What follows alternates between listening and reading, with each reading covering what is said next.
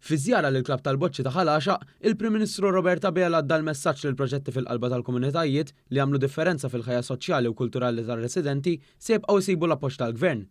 Dr. Abela tenna li mill-akbar allokazzjoni ta' fondi Ewropej minn mindu Malta sar Stat membru fl-Unjoni Ewropea jeħtieġ li jkunu appoġġjati wkoll inizjattivi ta' dan it-tip li jinvestu foqsma li joffru rilassament lill-komunità u li jħarsu s-sabiħ tal-ħajja fl-irħula. Matul din iż-żjara, Dr. Abela ra l-proġetti li wettaq dan il-klabb permezz ta' fondi Ewropej fosthom it-titjib u rinnovar tal-faċilitajiet tal-klabb. U rrimarka li proġetti bħal dawn fil-qalba tal-komunità qegħdin isarfu f'ambjent aqwa fl-ibliet u l-irħula tagħna biex il-komunità tgawdi minn ambjent aktar komdu u tkompli s-saħħa u tippreserva dak li għamilna Maltin, it-tradizzjonijiet li għamlu lil Malta unika. Il-Prim Ministru ħaw koll okkażjoni biex jitkellem dwar diversi temi ma' dawk miġburin biex hekk is-sokta jisma' mingħand interessi differenti xi jridu għall-komunitajiet tagħhom.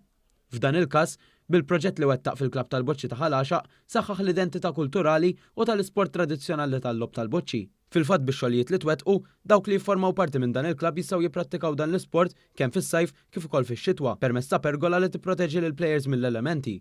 Filwaqt li dawk midħla ta' dan l-isport li jmorru jsegwu l-lob issa jistgħu jagħmlu dan fi spazju rinnovat.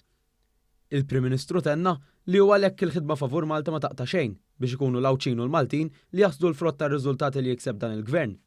Il-programm Leader li hu finanzjat permezz tal-Fond Agrikolu Ewropew għall-Iżvilupp Rurali jiffinanzja l-proġetti fil-komunità rurali li jirriflettu l-bżonnijiet u n-nixti tagħhom dan bilan li l-pajjiż jindirizzaw koll il-bżonnijiet lokali li jikkumplementaw il-ħidma u l-politika li tkun qiegħda tinħadem fuq livell nazzjonali.